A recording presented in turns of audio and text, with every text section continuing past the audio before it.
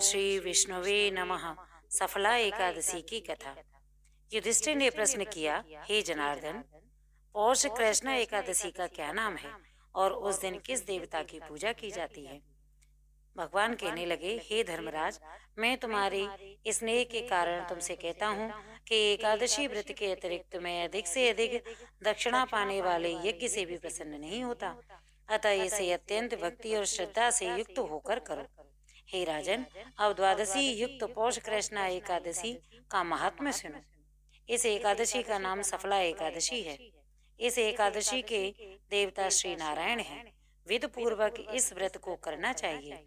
जिस प्रकार नागों में शेषनाग, पक्षियों में गरुण, सब ग्रहों में चंद्रमा, यज्ञों में अश्वमेध और देवताओं में भगवान विष्णु श्रेष्ठ हैं, उसी प्रकार सब व्रतों में एकादशी व्रत श्रेष्ठ है। जो मनुष्य सदैव एकादशी का व्रत करते हैं वे मुझको परम प्रिय हैं। इस व्रत की विधि इस प्रकार है। मेरी पूजा के हेतु ऋतु के अनुसार फल, नारियल, नींबू, नैवेद्य आदि 16 चीजों से मेरी पूजा करनी चाहिए और रात्र को जागरण करना चाहिए। इस एकादशी के व्रत के समान यज्ञ, तीर्थ, दान, तप तथा और कोई दूसरा व्रत नहीं है।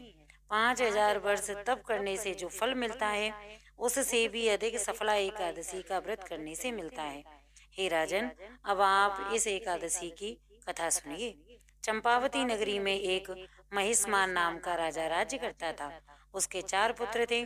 उन सब में लुम्पक नाम वाला बड़ा राजपुत्र महापापी था। वह पापी सदा पर स्त्री तथा वैश्यागमन और दूसरे बुरे कर्मों में अपने पिता का धन नष्ट करता रहता था और सदा ही देवता, ब्राह्मणों और वैष्णवों की निंदा किया करता था। जब राजा को अपने बड़े पुत्र के ऐसे कुकर्मों का पता चला तो उसने उसे अपने राज्य से निकाल दिया। तब वह विचारने लगा कि अब मैं किधर जाऊं, क्या करूं। अंत में उसने चोरी करने का निश्चय किया।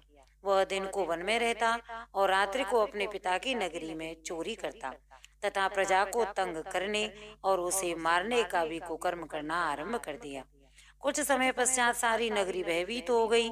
वह वन में रहकर पशुओं को मारने लगा था और राज्य के लोगों को और राज्य के कर्मचारियों को बहुत परेशान करने लगा।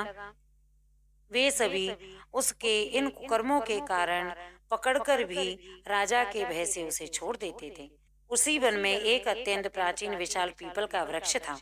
उसी वृक्ष के नीचे वह महापापी लुम्पक रहा करता था। इस वन को लोग देवताओं का क्रीड़ा स्थल मानते थे। कुछ समय पश्चात पौष कृष्ण पक्ष की एकादशी के दिन वह वस्त्रहीन होने से शीत के कारण सारी रात्रि सो नहीं सका और उसके हाथ पैर अकड़ गए। वह रात्रि उसने बड़ी कठिनाई से बिताई और सूर्योदय होने से पहले ही वह मूर्छित हो गया। दूसरे दिन एकादशी को मध्याह्न के समय सूर्य की गर्मी से उसकी मूर्छा दूर हुई तो उसे होश आया और वह होश में आकर गिरता पड़ता वन में भोजन की खोज में निकल गया। परंतु व्यथा के कारण जीवों को मारने में असमर्थ वह कुछ भी नहीं कर पाया। इस कारण वृक्षों से गिरे हुए फलों को बीनकर पेड़ों के नीचे आकर बैठ गया। उस समय तक सूर्य भगवान अस्त हो गए थे। अतः उसने उन फलों को पीपल के वृक्ष के नीचे लाकर रख दिया और रोकर कहने लगा, हे भगवान, यह सब आपके ही लिए हैं, आपको ही अर्पण है, आप ही इनसे तृप्त होइए। उस रात्रि को दुख के मारे उसे नींद नहीं आई।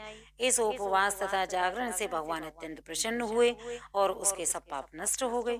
दूसरे दिन प्रातः समय एक अति सुंदर घोड़ा अनेक सुंदर वस्तुओं से सजा हुआ उसके सामने आकर खड़ा हो गया और इसी समय आकाशवाणी हुई, हे राजपुत्र, श्री नारायण की कृपा से तेरे सब पाप नष्ट हो गए हैं। अब तू अपने पिता के पास जाकर राज्य प्राप्त कर।